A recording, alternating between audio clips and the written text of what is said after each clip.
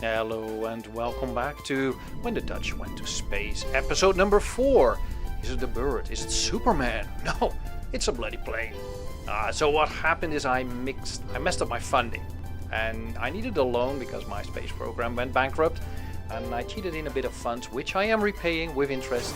I cannot imagine a space program going completely bankrupt without the government bailing them out. But yeah, so I needed some form of funding, and I'm doing the X-Plane program, which I have been trying to avoid. After all, it's called Kerbal Space Program, it's not called Kerbal Plane Program. And I'm not a big fan of doing planes, I'm not very good at them. So enough of an intro. It's 1957, the 29th of October, and we see Maaike van den Berg becoming our first pilot. Our first female pilot and our first pilot overall.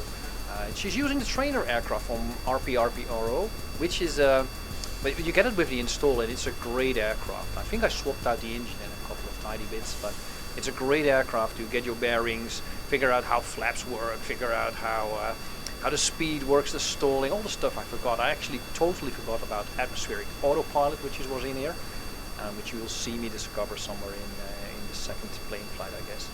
And I rebranded the plane a Fokker plane, and Fokker is a Dutch company that they built tons of airplanes. They were founded even before World War I. So you may have heard of the Red Baron, the famous German fighter pilot ace. He used to fly a Fokker triple-decker, and they've always been amazing planes. So the Dutch Air Force actually held out during the German invasion in 1940 in a 5-to-1 ratio. That was until the bombs were to smithereens. But nevertheless, relevant planes, and they stayed relevant until about 30 years ago, when Airbus and Boeing had such dominant financial positions that it became impossible to compete. But I loved flying Fokker. I flew on the Fokker 100 several times. Great aircraft. Maaike is getting the hang of it, so she's now diving, buzzing the tower, and figuring out how to do it. And I thought, well, maybe this is not so bad after all. It's not that pieces are breaking off yet. That will happen somewhat later. I'm trying to break the sound barrier in the trainer aircraft, however I cannot. So we'll end up with Maaike returning to the runway and telling the people back home what she has learned and how the plane program actually may make sense. The good part is I've unlocked a lot of the tech already concerning tanks and basically the material science and some of the engine stuff that will help me out. I don't need to do many investments. I do need to invest in some of the plane parts, and you will see this coming your way.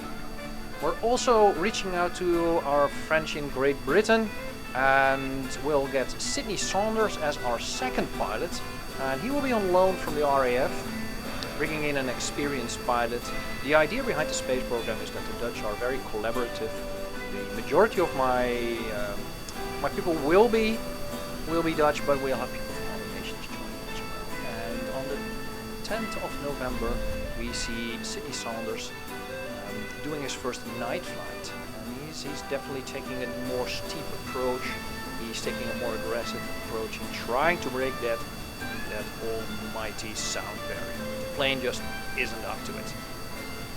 So he will spend his time running practice runs, and I'm not sure if it was on this video or not, but he actually managed to land on the runway one time, so I'm getting better at it. Footage of it is actually very, very scary, so I have tons of footage that I screwed on. But I'm getting the hang of it. You can see me here trying to break that 300 meters per second. Yeah, so we reached out to the Americans, which means I went on Discord to the RP-1 Discord channel, and I would advise everybody to do that, because on the 8th of December 1957 we see the Fokker R2, which is built in license. This is a file I pulled from Discord, which is supposed to be a great rocket plane based on the XLR-11, and in our imagination we got this plane from the Americans to help us with developing this, and it works. So we do pass the sound barrier. We even passed Mach 2, which is 10 years after the Americans actually did it, and 4 years after they passed Mach 2. Scott Crossfeld was the US pilot that passed Mach 2 first in a Douglas Skyrocket 558-2. So we're doing it for science, of course, and we also really need half a million funds. And the plane's super hard to handle, and especially when trying to climb, it's almost impossible. So we reach out to another neighboring country. We're reaching out to the French, and I try to steal the Mirage kind of design. Mirage is a very nice design. I blew up the canards in one of the lift-off maneuvers, so that's why you don't see them. But it's supposed to have canards, and even without the canards, you can easily aim for the 40-kilometer record. And we see Sydney doing it again. This plane can actually go up to 90 kilometers, and with the cockpit, we definitely kill it if we don't have oxygen in the cockpit. It's a great plane, very stable, easy to glide back. Apart from the blowing of the canards, you'll see a lot of this plane. It also unlocks a couple of experiments. The high-speed experiment, the Mach 2 subsonic speed experiment, and the high-altitude experiment. And together I can farm that for about 30 science. So that will make us the year of the planes. And it is 1958. These are 14 different flights I had to make. And you can see me flying over all the way to London. And I used Kerbal Constructs to actually build a small base over there. You can see me reach out to Schiphol Airport, which I tried to build, and it has this classic shape with all the different arms in it, which allows many planes to dock simultaneously. But as a passenger, it also means you have to walk a lot. That's Schiphol Airport for you. Well, what we're trying to do is farm all the science. I did try to go higher. We reached 75 kilometers, which is the maximum for this particular cockpit. But it also felt very repetitive. The exciting part is that the engines would fail every now and then, and you needed to figure out how to do it. But it worked.